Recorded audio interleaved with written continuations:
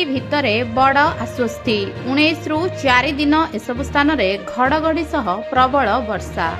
प्रबल ताती भितरे एक आश्वस्तिकर खबर आसुची। प्रबल खरा भितरे वर्षा को नहीं एक पूर्वानुमान करा जायछि। जहाँ सूचना मिली आगकू लगातार 4 दिन वर्षा हेबाकू जाउची। सारा राज्य रे आरंभ हो जाइछि प्रबल ताती। फेब्रुआरी मासरे एभली खरा देखि लोकंकर चिंता बढ़िलाणी। एबेठू जदि एमिति तेबे आगकू स्थिति कौन हेबो से नहीं प्रश्न उठुची।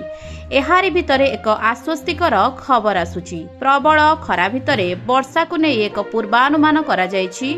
जहाँ सूचना मिली आगकू लगातार 4 दिन वर्षा हेबाकू जाउची।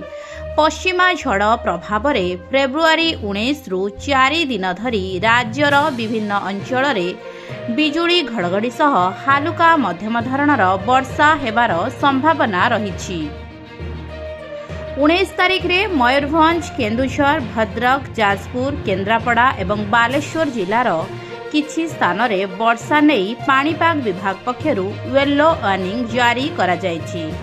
मयूरभंज, केन्दुझर, भद्रक, जाजपुर, केन्द्रापड़ा, देवगढ़, अनुगुल, ढेंकानाल एवं बालेश्वर जिलार गोटिए किंबा 2टी स्थान रे हालुका वर्षा होइपारे बोली पाणीपाग विभाग पूर्वानुमान करिछि।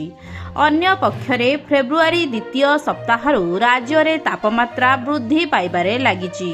रविवार 8टी सहरर तापमात्रा 36 डिग्री उपरे रहिछि। आसंता 3 दिन मध्यरे राज्यर रातिर तापमात्रा प्राय 2 रु 3 डिग्री वृद्धि पाइबार संभावना रहिछि।